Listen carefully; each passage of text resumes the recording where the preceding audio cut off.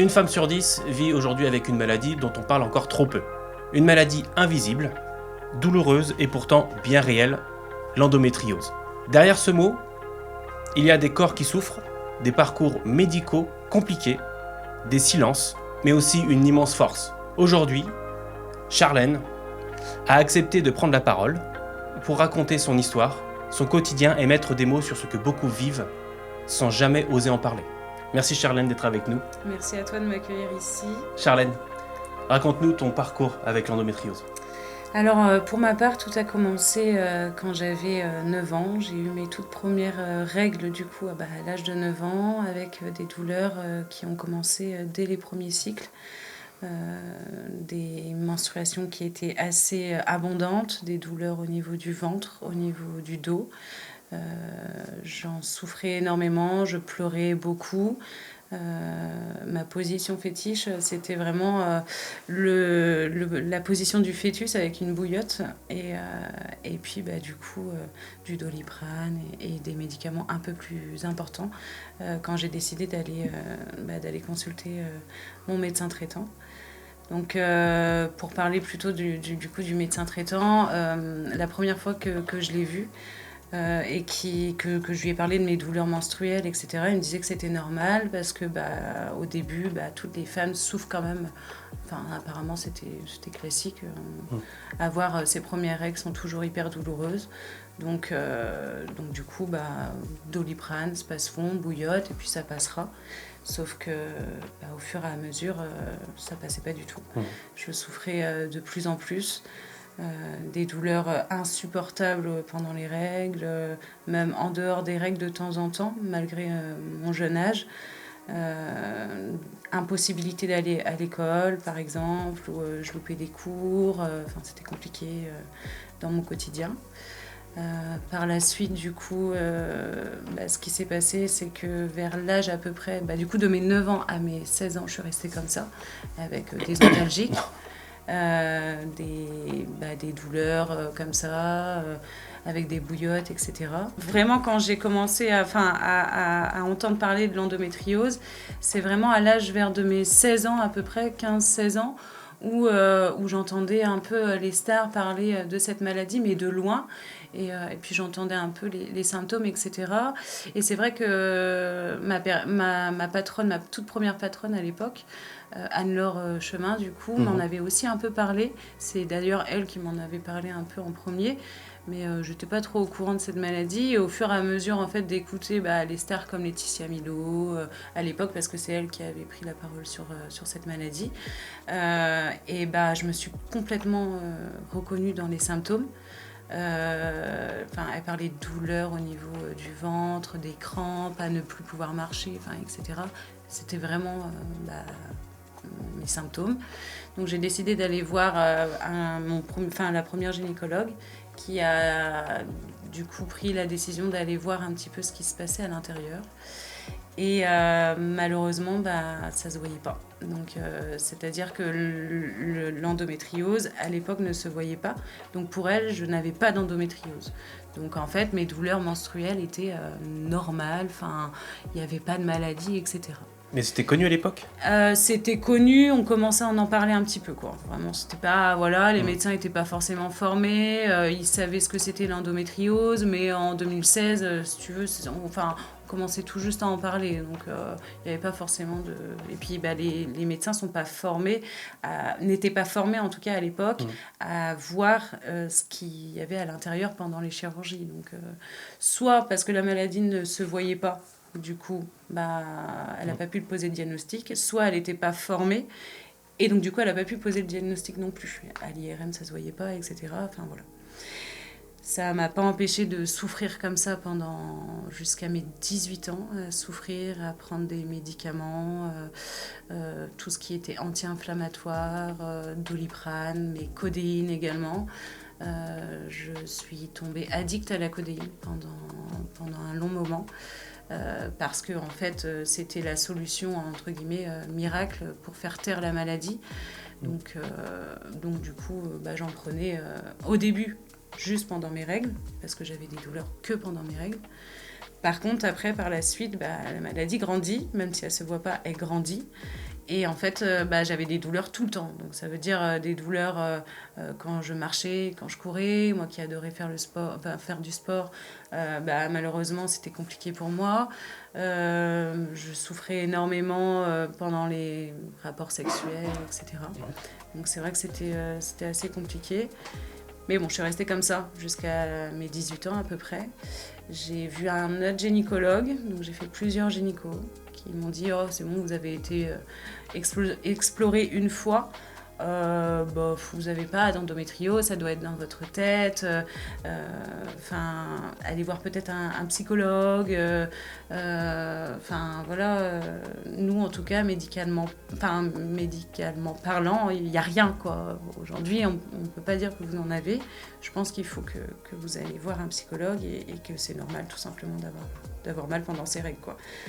Et c'est vrai qu'il me disait qu'on en parlait beaucoup, que tout de suite, toutes les femmes qui avaient mal un petit peu pendant leurs règles avaient de l'endométriose et que c'est bon, en gros, maladie à la mode. Moi, c'est ce qu'on m'a dit, mon médecin traitant à moi m'a dit « cette maladie à la mode, enlevez-vous ça de la tête, Madame Poriel, vous n'avez pas ça. » D'accord. Voilà. Ça n'a pas le diag. Ouais. Quelle a été ta réaction quand tu as appris ton diagnostic ? Alors moi, du coup, je me suis battue pendant des années à chercher un gynécologue jusqu'à ce que je tombe en 2023 sur une gynécologue qui a pris le temps de m'écouter, de prendre le temps avec moi, de remettre les choses à plat, de faire un IRM, une échographie avant, puis une IRM. Ensuite, l'échographie, ça ne se voyait pas. Donc, on a décidé de faire une IRM. Et là, sur l'IRM, c'était bien noté que j'avais de l'endométriose. Donc, j'ai eu cette chance, entre guillemets, que la maladie s'est vue sur l'IRM. Donc, du coup, j'ai passé mon IRM. Et un mois, je crois, après... elle me convoque du coup pour faire le point. Et là, elle me dit mot pour mot, Madame Poriel, vous êtes vraiment atteinte d'endométriose à stade 1, donc superficiel. Vos douleurs, maintenant vous avez un mot sur vos douleurs. En gros, vous n'êtes pas folle, quoi. Et je l'ai regardée dans les yeux. Alors, j'ai pleuré toute seule. Les larmes sont sorties toute seule. Et j'étais là... j'ai vraiment quelque chose, quoi. Je suis pas folle. Mes douleurs ont... pendant des années, j'ai souffert sans avoir aucun mot, Je me suis battue toute seule de mon jeune âge à me battre, etc. Et finalement, j'ai eu raison de me battre parce que j'avais vraiment quelque chose. Et je connais mon corps. Et je sais que mon corps, il était malade et qu'il y avait quelque chose qui n'allait pas et qu'il fallait qu'on fasse le maximum pour voir ce qui n'allait pas, quoi.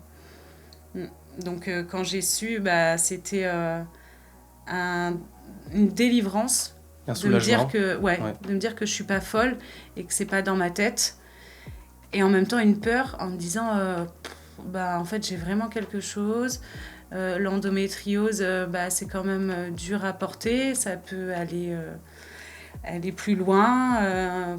Ça peut aller jusqu'au côlon, etc. Qu'est-ce que va être ma vie avec la maladie, quoi. Alors justement, l'annonce de ce diagnostic-là, qu'est-ce que ça a changé dans ta vie à partir de là ? Déjà, le fait que je sois pas folle et que ça m'a redonné confiance en moi un petit peu quand même, en me disant que en réalité je connais mon corps et que tout simplement je sais ce que j'avais et j'étais très contente de me dire que c'était bon, quoi, que j'étais pas folle. Alors ça a changé pas grand chose au niveau des douleurs parce que tout simplement on a essayé plusieurs pilules. Malheureusement, pour moi, ça ne fonctionne pas. Au niveau des hormones, je saigne toujours énormément. Quand je prenais pas des antalgiques, mais une pilule, et en fait, je saignais tout le temps. Donc, on a essayé plusieurs pilules. On a essayé un implant. On a essayé plusieurs moyens de contraception. Rien ne fonctionnait. Malheureusement, j'ai mis aussi un stérilet qui est tombé 2 fois. Donc D'accord. en fait là aujourd'hui au niveau hormonal et contraception non, je n'en veux pas et je vois bien que en fait ça ne fonctionne pas. Donc aujourd'hui la maladie continue à avancer. Et la seule solution, c'est antalgique, des moyens naturels, en me détendant, en faisant du sport, en marchant, en discutant. Et puis après, il y a d'autres solutions un peu plus poussées. Comment est-ce que l'endométriose impacte ton quotidien? Et moi, c'est des douleurs chroniques tout le temps. C'est pendant mes périodes de règles, je suis clouée au lit à pleurer. Mon seul moyen, c'est de prendre un médicament qui est assez puissant mais qui me shoote au quotidien. J'ai également, je suis maman de 2 enfants et un petit garçon que mon conjoint a déjà eu d'une précédente union. Au niveau familial, c'est compliqué parce que quand il y a des repas de famille ou des sorties, moi je peux pas forcément être disponible. Quand il faut porter mes enfants et puis rigoler avec eux, jouer avec eux, je peux pas être forcément disponible non plus. Donc c'est vrai que c'est compliqué. Au quotidien en tout cas. Est-ce que tu dirais que être atteinte d'endométriose impacte directement ton couple? Oui, ouais. Il impacte la vie sexuelle. J'ai pas une sexualité normale entre guillemets. Moi j'ai des douleurs. J'ai une libido qui n'est plus très là, malgré que j'aime mon conjoint et que c'est l'homme de ma vie et que je me sens en confiance avec lui. La maladie fait que j'ai trop mal en fait il y a des positions qui peuvent être plus faciles que d'autres, mais malheureusement en fait c'est toujours compliqué. Pendant j'ai mal, après j'ai mal, après ça impacte vraiment notre sexualité. Après ça nous aussi au niveau positif ça nous réunit. C'est une maladie qui se... on est 2 dans cette maladie. Elle se combat à 2. On est au quotidien avec la maladie, donc c'est un couple à 3 en fait, entre guillemets. C'est un peu voilà. Mais lui, il est là au quotidien, il me soutient à fond dans les douleurs, même dans mes périodes où psychologiquement parlant ça va pas parce que je me sens défaillante, je me sens pas forcément une super maman parce que je peux pas jouer super bien avec mes enfants pendant mes périodes. Lui il est là vraiment pour me soutenir. Donc voilà, dans mon couple c'est vrai qu'il y a un côté positif où on est très soudés, très voilà, et de l'autre côté où des fois la sexualité, même la communication est difficile parce que lui il sait pas comment m'aider, il sait pas il arrive peut-être pas à comprendre non plus comment ça se fait que les médicaments fonctionnent pas, comment ça se fait qu'on n'arrive pas à trouver une solution, comment ça se fait qu'on ne m'écoute pas non plus. Parce que nous, on discute vachement avec mon chéri. Et c'est vrai qu'on avait pris la décision d'enlever mon utérus. Parce qu'en fait, il me faisait trop souffrir. Et que aujourd'hui, moi, je ne veux plus d'enfants et mon chéri non plus. C'est une décision réfléchie sur des années. On en discute vraiment beaucoup. Et en fait, on ne m'écoute pas. On ne veut pas me l'enlever parce que je suis trop jeune. Parce que j'ai 25 ans et que en fait, vers l'âge de 35-45 ans à peu près, peut-être que là, on pourra l'enlever. Sauf que ça fait que du coup, ça me laisse encore 10 ans en fait, à souffrir comme ça. Non, quoi. Ouais.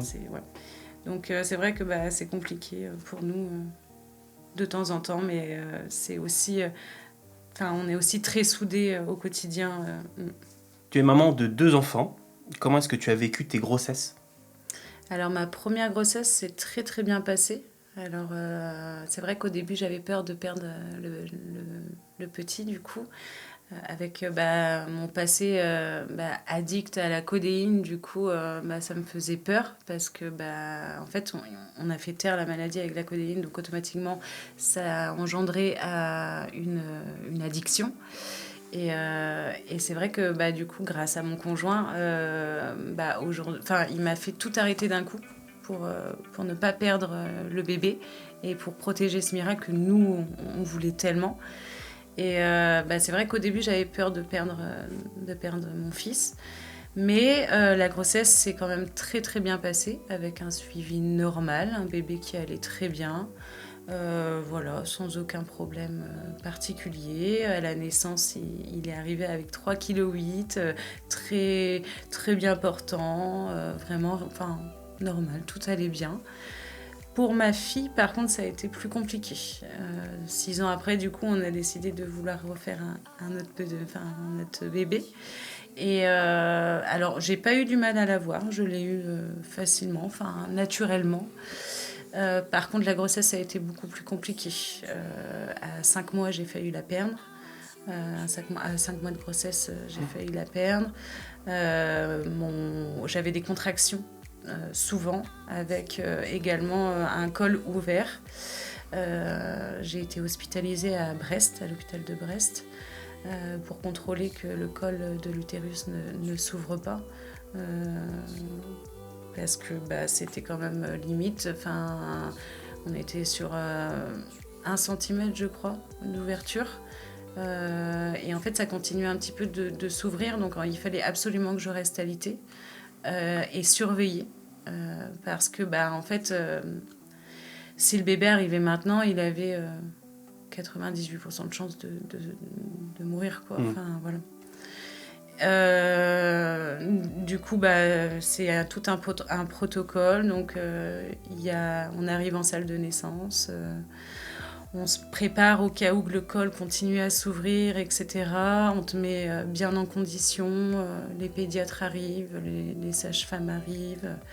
Voilà, si jamais le bébé arrive, vous inquiétez pas, on est une maternité de stade 3, on fera le nécessaire. Je vous présente le pédiatre qui s'occupera potentiellement de votre fille si jamais il y a un souci, etc.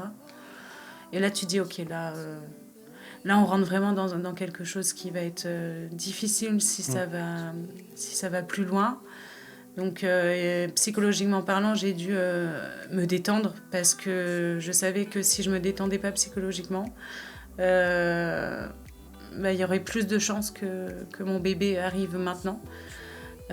Donc du coup, je me suis détendue. Mon conjoint était là, présent. Il faisait la route tous les soirs, venir tous les matins. Enfin, vraiment, c'était très intense. Donc du coup, on a été pris en charge et j'ai eu le droit à, je sais plus comment il s'appelle ce médicament, mais c'est en perfusion. C'est un médicament en fait qui aide à ce que les contractions s'arrêtent, enfin diminuent en tout cas, pour ne pas que le col s'ouvre, parce que pour qu'un bébé sorte, il faut qu'il y ait des contractions et c'est ça qui fait ouvrir le col jusqu'à 10 cm. Et moi j'avais des contractions comme si j'allais accoucher et il fallait les stopper. Donc première fois ça n'a pas marché, deuxième fois ça a fonctionné. Donc du coup le col était stable et voilà, j'avais plus de contractions. Je suis restée 48 heures, je crois, un peu plus de 48 heures même en surveillance pour voir si le médicament fonctionnait bien. Par chance, il a fonctionné, tout allait bien. Par contre, j'avais un protocole strict. C'était rester alité à la maison, ne pas porter de charges lourdes, pas trop faire de ménage, pas trop, voilà. C'est vraiment été une période de mes 5 mois de grossesse jusqu'à mes 9 mois de grossesse où vraiment, fallait pas que je bouge, quoi, ou très peu. Donc j'avais une sage-femme qui venait me voir toutes les semaines. Au début, c'était 2 fois par semaine. Et après, ça a fait à une fois par semaine parce qu'on voyait que c'était stable et que tout allait bien. J'avais des monitorings du coup à faire toutes les semaines pour être sûre qu'il n'y avait pas de contraction qui arrivait. Et un beau jour, malheureusement, j'ai eu des fortes contractions.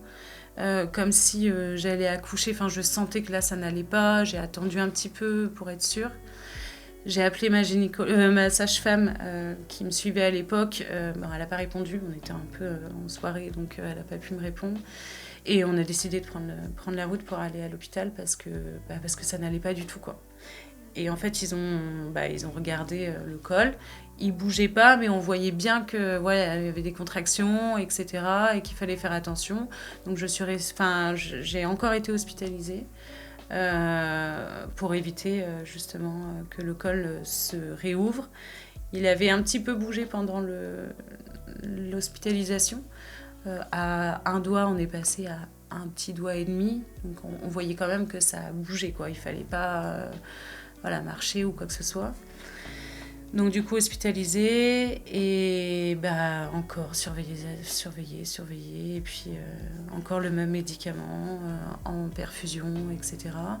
Donc j'ai pu rentrer parce que tout était rentré dans l'ordre finalement. Et pourtant, je faisais pas d'excès. Hein. Je courais pas, je faisais pas trop le ménage. Mon chéri gérait tout à la maison. Vraiment, j'écoutais les sages-femmes.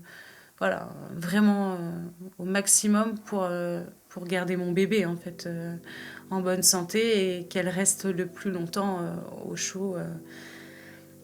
Et je culpabilisais aussi énormément de me dire que si elle arrive, qu'est-ce que j'ai fait de mal. Et puis j'ai été égoïste de faire un enfant en sachant que j'étais malade et que du coup l'endométriose pouvait aussi jouer sur ça avec les opérations que j'ai eues. Pourquoi tu t'es lancée dans ça en sachant que tu pouvais... tu vois, c'est plus psychologique, c'est plus compliqué. Alors que tu as suivi les recommandations. Alors que j'ai tout suivi à la lettre, etc. Mais on ne peut pas s'empêcher en tant que maman, quand on aime vraiment ses enfants et quand on veut le meilleur pour ses enfants, on ne peut pas s'empêcher de culpabiliser et de se dire c'est notre faute, quoi. Ou alors j'ai été égoïste parce que mon corps, en fait, il rejette... la grossesse peut-être, ou je sais pas, alors que pas du tout, même avec, j'en ai parlé quand même avec un psy, j'ai parlé aussi avec les médecins qui me disaient, non, malheureusement ça arrive, même aux femmes qui n'ont pas d'endométriose, ça peut arriver qu'il y ait des risques d'accouchement prématuré, donc non, vraiment, là vous avez de l'endométriose, ça a joué sur cette grossesse, mais par exemple pour votre premier, tout se passait très bien, et c'est aléatoire, et c'est pas de votre faute, quoi. Donc du coup, ma deuxième grossesse, pour revenir à la question, ma deuxième grossesse s'est pas très bien passée.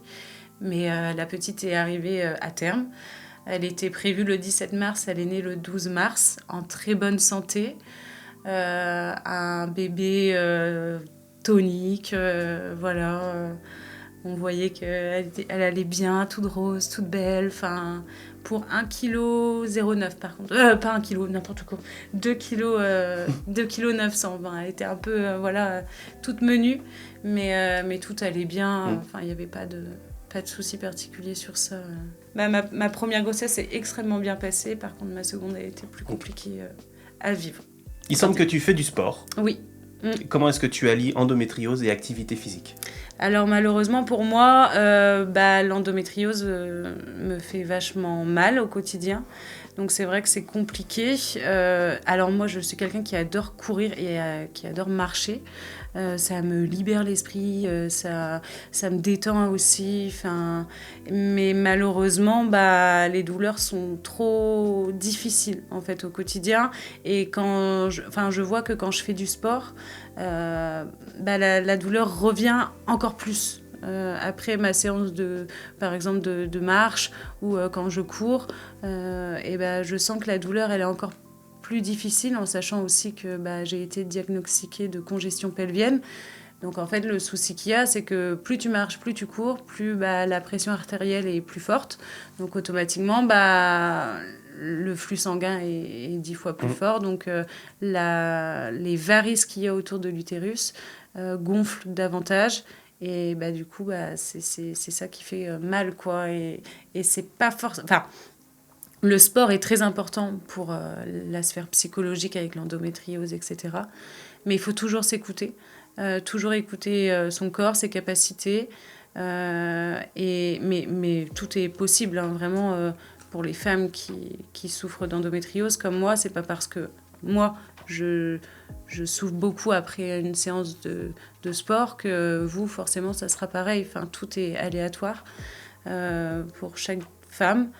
Après, l'objectif, c'est vraiment de s'écouter. Au début, quand j'étais jeune, je faisais plus de sport. Là, maintenant, la maladie est d'autant plus présente. Je t'en parlerai tout à l'heure des symptômes que j'ai maintenant, mais la maladie est d'autant plus présente, donc du coup j'ai d'autant plus du mal à faire du sport. Donc malheureusement, et pourtant je suis hyper frustrée parce que j'adore le sport, ça me libère, mais mon corps me dit ne force pas, quoi. Quelles ont été les principales difficultés que tu as rencontrées dans ton parcours de vie ? Eh ben, les principales difficultés que je rencontre dans ma vie, c'est l'incompréhension de la vie, enfin l'incompréhension de certaines personnes qui comprennent pas la maladie, qui connaissent pas la maladie, qui jugent, mais aussi au niveau professionnel, où là par contre c'est très difficile dans la vie parce que il n'y a aucun aménagement qui est fait. Aucune compréhension. On pense que je suis pas fiable en fait pour l'entreprise parce que tout simplement je dois être absente avec des arrêts maladie. Je ne peux pas augmenter mes heures de travail, donc on peut pas compter sur Madame Poriel. Donc du coup on va pas la prendre. Sauf que moi, ma difficulté aujourd'hui, c'est quand je rencontre des employeurs pour un entretien, soit je mets directement sur mon CV que j'ai de l'endométriose parce que je veux que ça soit clair, mais soit j'ai pas d'entretien, soit je suis pas prise, ou soit j'en parle pas. Mais le souci, c'est que si j'ai une crise pendant ma période d'essai, on me regarde et on me dit « mais pourquoi tu m'en as pas parlé ?» Et donc, du coup, moi, je regarde et je dis, mais si je vous en aurais parlé, j'aurais pas été prise, quoi. Donc, aujourd'hui, au niveau professionnel, c'est très compliqué. Il n'y a aucun aménagement de fait pour les femmes atteintes d'endométriose. Aucune compréhension. Généralement, c'est des règles, c'est bon. Ou alors, ces règles, celle-ci, c'est bon. C'est bon, moi aussi, j'ai souffert dans ma vie. Je suis un mec, moi aussi, j'ai mal des fois. Enfin, c'est bon, quoi, faut arrêter... non, en fait, l'endométriose, c'est un handicap, un réel handicap dans la vie. Ça peut toucher... Enfin, ça touche toute la sphère de la vie, en fait, que ça soit professionnel, familial, social, mental, enfin, vraiment tout. C'est pas juste j'ai mes règles et j'ai mal pendant mes règles. Tu peux avoir mal aussi... en dehors de tes règles, tout le temps, tu peux avoir des difficultés. C'est très compliqué. En tout cas, moi, mes difficultés, c'est au niveau social, au niveau professionnel. Au niveau familial, je dirais pas parce que je suis quand même vachement soutenue, vraiment, sur ça. J'ai un conjoint extraordinaire qui est là pour m'aider au quotidien. Ma maman, ma grand-mère qui me soutiennent au quotidien aussi.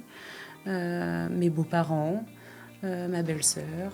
On n'en parle pas trop parce que mais on sent quand même qu'ils sont là et qu'ils comprennent.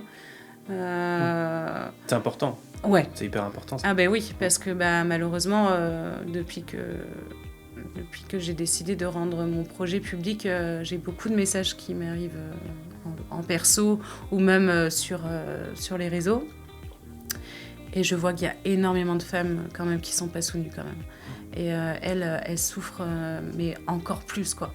C'est-à-dire quand tu as un conjoint qui comprend pas ta maladie et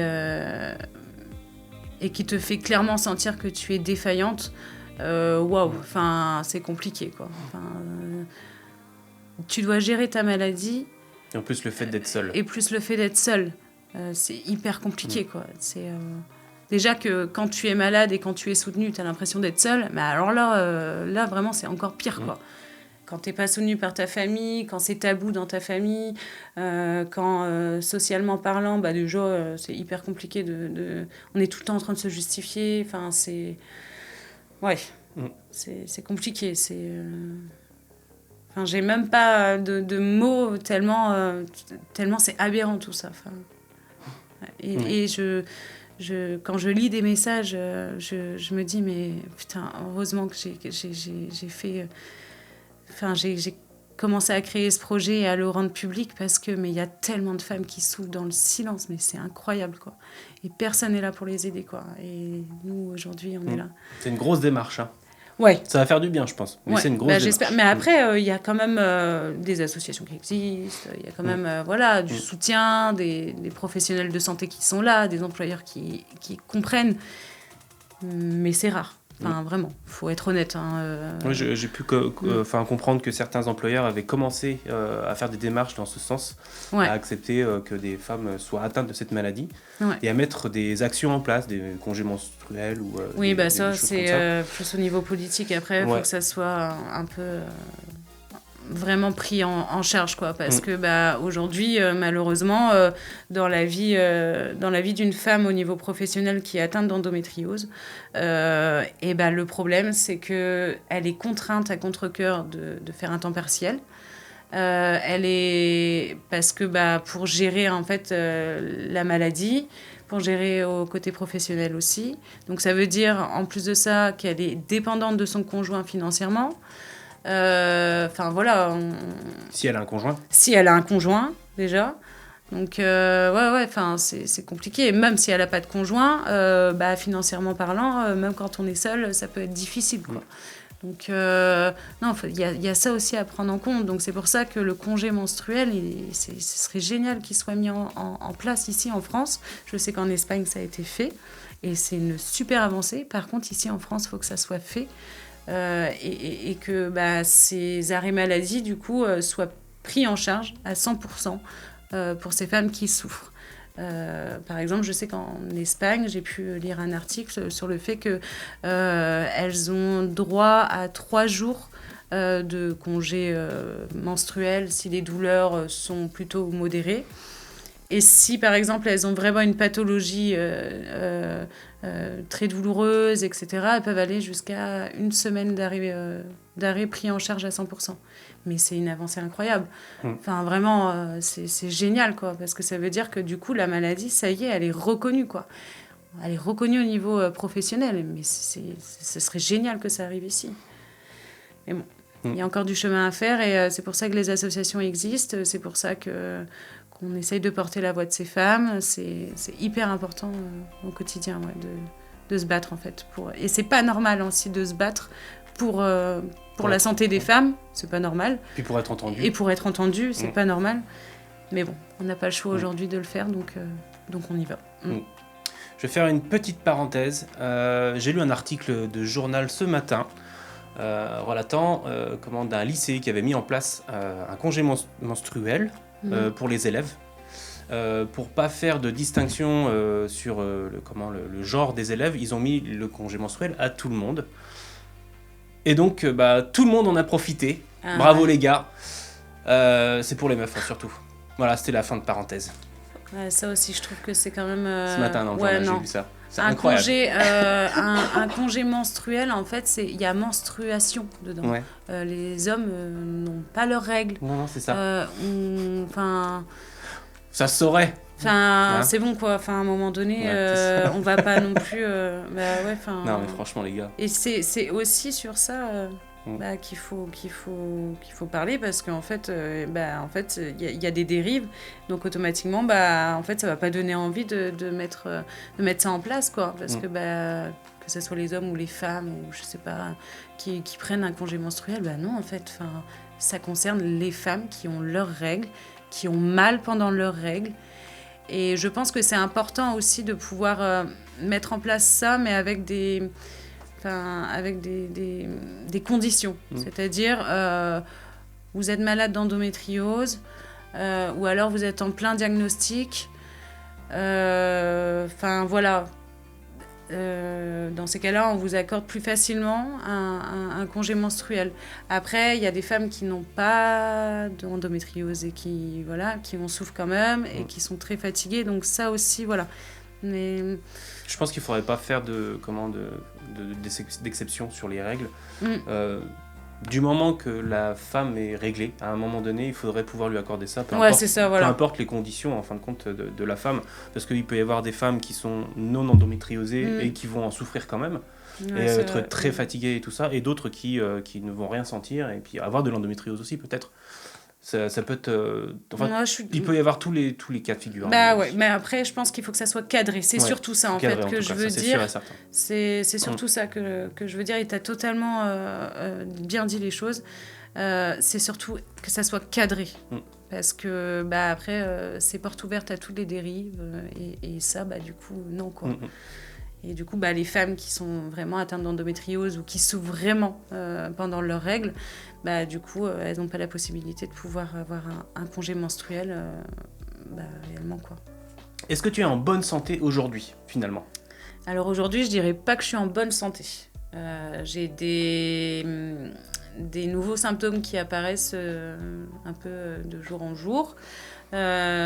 Aujourd'hui, au niveau digestif, j'ai des grosses douleurs avec des alternations constipation et diarrhée.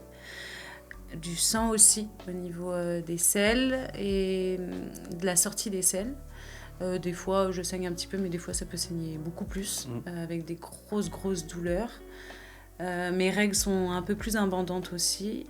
J'ai des douleurs articulaires, des douleurs à la tête. Et je souffre en fait énormément tous les jours. Donc, par exemple... Là, c'est ça qui est paradoxal, c'est que ça se voit pas du tout, en fait. Mais quand je te parle, en fait, j'ai mal au niveau des articulations, au niveau du ventre. Je sens une pesanteur, en fait, continue. J'ai l'impression que tout va lâcher, en fait. Et c'est vrai que c'est compliqué aujourd'hui. Donc aujourd'hui, je dirais pas que je suis en bonne santé. Je dirais que la maladie continue à prendre de l'ampleur et à de plus en plus m'handicaper au niveau de mon quotidien. Passons sur l'association. Ouais. Ok. Comment et pourquoi tu as eu l'idée de créer Quimpando ? Alors en fait, j'avais déjà, de base, j'avais juste un projet de créer une course un peu comme la Quimper Rose à Quimper, pour sensibiliser en fait à l'endométriose et greffer cette idée à une association. Et une association reconnue comme EndoBraze ou EndoFrance, voilà. Et en fait, du coup, c'est toi qui m'as donné cette idée de créer cette association. Et c'est hyper... En fait, quand j'y pense, ça me faisait très peur de créer cette association parce que j'avais jamais fait ça. C'est ce qui se passe quand on crée quelque chose de nouveau. Ça fait peur. Ça fait peur, mais... Ça fait peur, mais c'est... C'est intriguant. Ouais, et puis c'est vraiment... faut qu'on le fasse, quoi, parce qu'il y en a trop besoin, en fait. C'est pas possible. Ici, à Quimper, par exemple, l'endométriose, on n'en parle pas. En Bretagne, on en parle, si tu veux, mais il y a des associations, des filières qui existent, reconnues, mais on n'en parle pas suffisamment. Il n'y a pas énormément d'actions concrètes qui sont faites. Et cette association, j'ai voulu la créer pour vraiment être au plus proche des femmes qui sont atteintes d'endométriose, en leur proposant groupe de parole, discussions sur la maladie, des témoignages. Elle est vraiment là pour ces femmes, quoi. Et je trouve que c'est plus qu'essentiel aujourd'hui qu'une association ici à Quimper existe. Et aux alentours pour ces femmes, quoi, parce que je pense qu'on est énormément à souffrir. On l'a vu, dès que j'ai mis ce projet en public, tout de suite, ça a pris énormément d'ampleur. Et là, on se dit, ouais, ok, il y en avait besoin, quoi, vraiment. Et voilà, le fait d'avoir... Pourquoi, vraiment, c'est parce que j'en peux plus, en fait, de voir des femmes souffrir toutes seules, quoi, comme moi. Et c'est vrai que quand j'ai voulu mettre ce projet en public, je me suis dit, ça ne fonctionnera pas, parce que j'avais l'habitude de vivre seule ma maladie. Donc je me suis dit, en fait, ça ne va pas forcément prendre. Mais en fait, ça a pris parce que tout simplement, on est trop à souffrir seule, en fait. Il y a plus de 60 000 femmes en Bretagne qui souffrent d'endométriose, quand même. C'est énorme. Ouais, c'est énorme. Et je pense qu'on est beaucoup plus. Parce que y a des femmes qui n'osent pas se faire diagnostiquer, ou alors elles ont voulu tenter une approche et puis avec un gynécologue et ça s'est mal passé, donc du coup elles ont peur d'aller d'aller refaire confiance à un gynécologue. Et beaucoup qui se sont résiliés peut-être à se dire je vais peut-être consulter, je vais peut-être aller voir quelqu'un, qui ont abandonné complètement en voyant le combat, peut-être toutes les autres qui se battent au fur et à mesure. Ils ont dû se dire faut un an, quoi. Puis si jamais ça se voit pas, je vais être considérée comme une folle, etc. Alors que pas du tout, en fait, vous n'êtes pas folle, quoi. C'est... Voilà. Pourquoi Quimpendo? Quimpendo, c'est tout simple, Quimp comme Quimper, et endo pour endométriose, du coup. Simple, efficace. Voilà. Et puis je trouve que ça sonne bien, enfin, ça représente bien aussi la ville de Quimper, l'endométriose.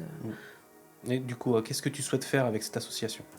Déjà sensibiliser sur le sujet, parce que aujourd'hui au niveau social, professionnel, familial, on n'en parle pas assez. Donc l'objectif avec cette association, c'est vraiment de sensibiliser le grand public, porter la voix de toutes ces femmes qui souffrent en silence, et en fait mettre des choses concrètes réellement en place, comme par exemple la marche et course qui sera prévue normalement en mars 2027, afin du coup de récolter des fonds pour aider la recherche, parce que je le rappelle que les fonds dédiés à la recherche sont vraiment misérables, alors qu'on est des milliers à souffrir. Il n'y a pas grand-chose qui a été consacré pour la recherche. Donc c'est vrai que l'objectif, c'est ça, c'est de contribuer à la recherche, contribuer aussi à aider les services gynécologiques de Quimper, mais aussi les alentours, pour mettre des choses concrètes à l'hôpital de Quimper pour toutes ces femmes qui souffrent. Par exemple, une femme qui arrive avec une douleur atroce à 2h du matin, qu'elle ne soit pas envoyée chez elle, en mode tu verras ton gynécologue un peu plus tard, prenez un rendez-vous avec votre gynéco et puis vous voyez ça. Non, qu'on l'accueille, qu'on lui permette de pouvoir parler sur ses douleurs, qu'on puisse lui offrir un refuge avec peut-être un traitement un peu plus conséquent en perfusion et rapide pour qu'elle ne souffre plus. Et voilà, je sais qu'aujourd'hui les hôpitaux souffrent énormément. Ça me fait mal au cœur pour eux, mais à côté de ça, il y a des femmes quand même, il faut prendre le temps pour ces femmes qui souffrent, et c'est notre objectif avec cette association, c'est qu'on puisse offrir un petit refuge à une femme qui souffre à 2h du matin par exemple, et qu'elle sait où elle peut aller, quoi. Et puis mettre aussi quelques petites actions en place, comme des stands d'information à l'hôpital, mais pas que, des stands d'information aussi peut-être dans les centres commerciaux, dans la ville de Quimper, distribution de flyers, des actions sportives, mais aussi des actions plus cool, avec des groupes de parole pour libérer la parole, parce que ça aussi c'est important de se retrouver tout ensemble, et même les couples, je veux dire, c'est ouvert aux femmes, mais c'est ouvert aussi aux hommes et aux personnes aidants, on va dire, qui accompagnent au quotidien. L'objectif, c'est vraiment de donner la parole à tout le monde. Pas que forcément aux femmes qui en souffrent, mais aussi aux hommes qui en souffrent à côté de voir leurs femmes qui souffrent au quotidien, mais aussi aux mères qui ne savent pas comment appréhender avec la maladie, parce que c'est difficile. Ma fille, elle a mal, par exemple, pendant ses règles. Comment je vais aborder le sujet avec elle, comment je vais pouvoir me renseigner au mieux, ou pour un papa aussi, par exemple, tout seul avec sa fille. Comment aborder le sujet. Je sais que c'est tabou entre un père et une fille, mais c'est important aussi de pouvoir aider aussi à ce niveau-là. De quoi est-ce que tu es la plus fière aujourd'hui depuis que tu as décidé de rendre ton projet public ? Je suis très très très très fière d'avoir pu réunir une équipe autour de moi qui est bienveillante, qui surtout ont cru à mon projet et ont l'espoir que ça change. Et je suis vraiment très fière de pouvoir aujourd'hui être un pilier pour ces femmes qui souffrent seules. Comment est-ce qu'on peut soutenir l'association ? Eh bien, vous pouvez soutenir tout simplement l'association en parlant de l'association autour de soi, en nous suivant sur les réseaux sociaux Instagram, Facebook, maintenant TikTok. Vous pouvez également nous soutenir en nous donnant vos témoignages.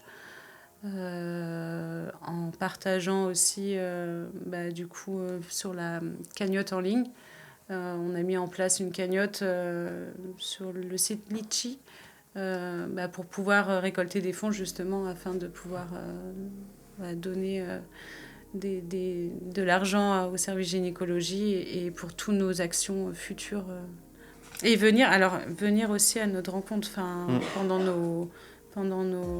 nos actions, venir à notre rencontre, partager avec nous sur des discussions, nous aider en tant que partenaire, collaborateur, adhésion aussi. À l'heure actuelle, quelle a été ta plus grande victoire contre la maladie ? Mes enfants. Mes enfants ont été ma plus grande victoire face à la maladie. Parce que généralement, endométriose, dans l'imaginaire collectif, c'est endométriose égale infertilité. Et c'est vrai que moi, quand j'ai appris que j'avais l'endométriose, j'avais eu déjà mon petit garçon en 2019, mais j'avais peur de ne pas pouvoir retomber enceinte. Et en fait, non, on peut avoir un enfant, ou même plusieurs, alors qu'on a de l'endométriose. C'est pas tout de suite, voilà. Non, c'est vraiment cas par cas. Enfin, chaque femme est différente. Pourquoi c'est important pour toi de parler d'endométriose ? Parce qu'aujourd'hui, il y a trop de femmes qui souffrent dans le silence. Aujourd'hui, il faut toujours se justifier de nos douleurs. Parce que l'endométriose a un impact direct sur la vie psychologique. Aujourd'hui, une femme qui est atteinte d'endométriose, elle a plus de chances de pouvoir faire une dépression, avoir des idées suicidaires et passer à l'acte. Il faut être honnête, à un moment donné, quand on ne parle pas assez aussi de cette difficulté qu'engendre la maladie. C'est important parce que y a des anciennes générations qui ont souffert toute leur vie parce que la douleur féminine était un tabou et qu'elles ont dû se taire et souffrir en silence. Parce que c'est important maintenant, aujourd'hui, en 2026, d'en parler pour les générations futures, pour qu'elles puissent ne jamais se battre, comme j'arrête pas de le répéter, face à la maladie, quoi. Et c'est maintenant qu'il faut agir. C'est pas dans 10, 20 ans, c'est maintenant, quoi. Il faut qu'on se tienne la main et qu'on y va, quoi. Et qu'on pense à nos filles, même à nos futurs garçons, qui soient sensibilisés sur le sujet, quoi. Très important. Parce que moi j'aimerais bien que ma petite, quand elle aura l'âge d'avoir ses premières menstruations, de pouvoir, si jamais elle souffre trop, de pouvoir l'envoyer dans un centre soit spécialisé ici dans le Finistère, ou soit dans le service gynécologie à l'hôpital de Quimper, et qu'elle soit réellement prise en charge avec des solutions concrètes, réellement. Et de se dire que même si la maladie ne se voit pas, qu'elle n'est pas folle, que ses douleurs sont légitimes, qu'on met des choses en place. C'est primordial pour moi de parler de l'endométriose par rapport à tout ça. Et pour éduquer les hommes aussi, quoi. Ah mais oui, les hommes, c'est hyper important. Enfin, ils doivent aussi se sentir légitimes et responsables dans cette maladie. C'est hyper important. C'est une maladie, comme je le répète, qui se vit en couple et qui doit être... je sais à quel point c'est compliqué pour un homme de se sentir...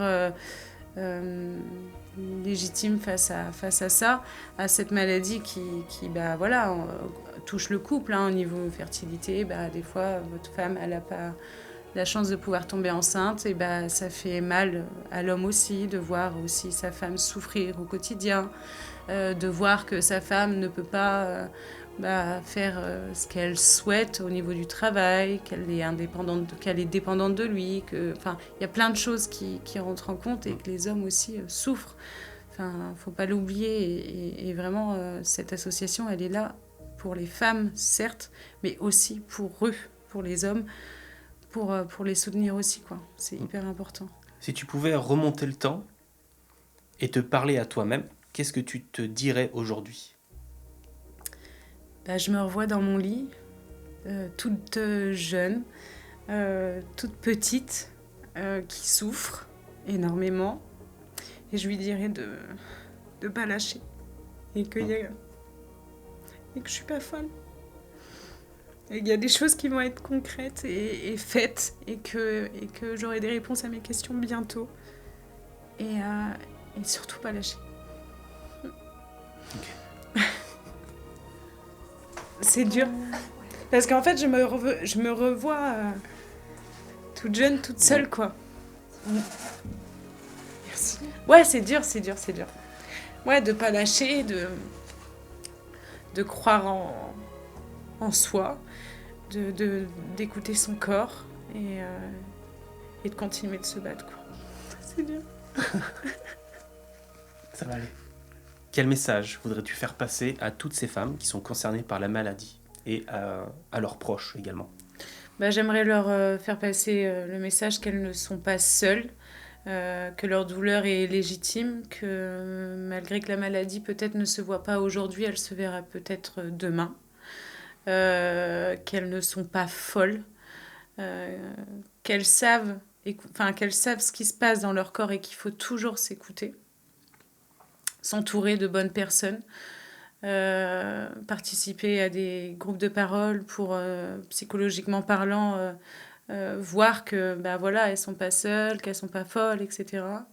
Et pour leurs proches, je leur dirais de continuer à les soutenir parce que être l'homme d'une femme atteinte d'endométriose, c'est, comme je le disais, une épaule sur laquelle elle peut compter, une main à tenir, un soutien aux proches, de ne pas juger.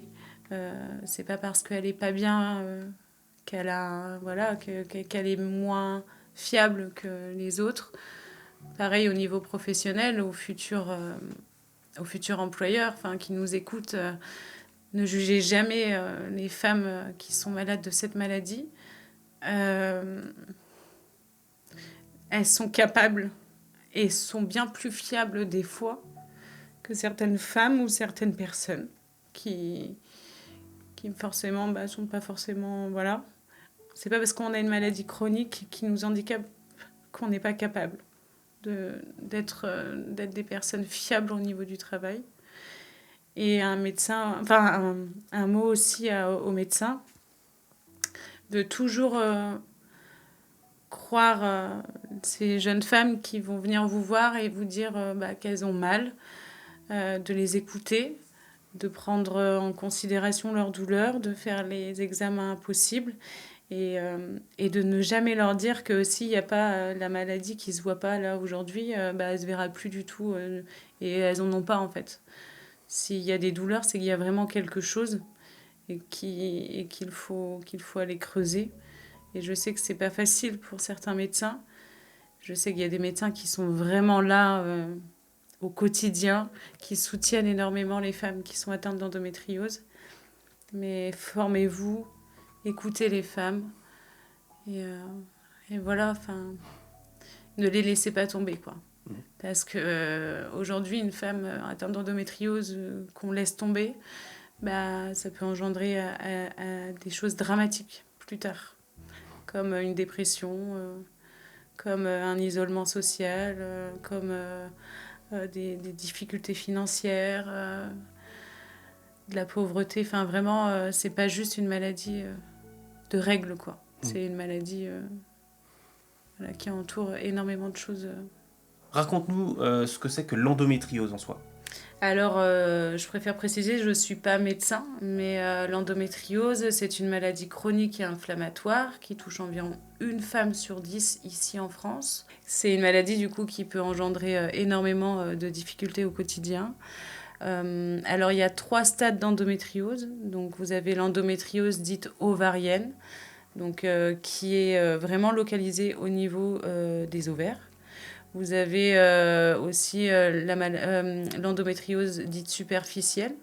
Du coup, comme de moi, je suis atteinte d'endométriose superficielle, qui, par exemple, va se loger du coup au niveau de derrière l'utérus, sur les ligaments hétérosacrés, sur les ovaires, voilà, mais qui dépasse pas en fait cette sphère-là. Et après, là, par contre, on passe sur autre chose. Du coup, on est sur une endométriose dite profonde. Donc, l'endométriose profonde, elle touche, du coup, la sphère intestinale, au côlon, l'anus. Elle peut aller jusqu'au diaphragme, au niveau du cerveau. Vraiment, ça peut aller vraiment se loger bien plus que juste la sphère du bassin, du petit bassin. Comme je disais, du coup, moi j'étais atteinte d'endométriose superficielle avec une atteinte du coup au niveau ovarienne, derrière l'utérus, au niveau des ligaments utérosacrés. Et suite aux nouveaux symptômes du coup que j'ai évoqués avant, j'ai des douleurs aussi au niveau digestif, etc. Donc là, on est en plein dans le diagnostic, voir si ça n'a pas été plus loin en tant que maladie profonde ou pas, quoi. Selon toi, qu'est-ce qui peut être amélioré sur la prise en charge de l'endométriose ? Je pense déjà écouter les femmes réellement, puis trouver, ça fait partie aussi de la recherche, trouver réellement un traitement qui puisse aider. Moi j'aurais aimé qu'on m'écoute. J'aurais aimé qu'on puisse me faire des imageries plus rapidement, dès mes premières douleurs, au moins voir s'il y a quelque chose. Qu'on mette aussi en place un espace d'écoute avec une psychologue, qu'on me dise... parce qu'on a très vite l'impression qu'on est folle et qu'on a un problème. Donc je pense que c'est important aussi de pouvoir mettre en place des séances de psychothérapie pour pouvoir discuter de nos douleurs. Et puis surtout écouter les femmes et continuer sur la recherche et aussi changer aussi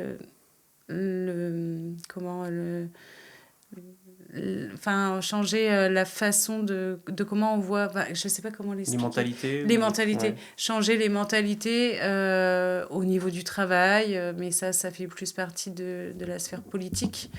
De dire à nos politiques, mettez en place des choses réelles et concrètes pour ces femmes qui sont atteintes d'endométriose au travail, et mettez les moyens pour la recherche.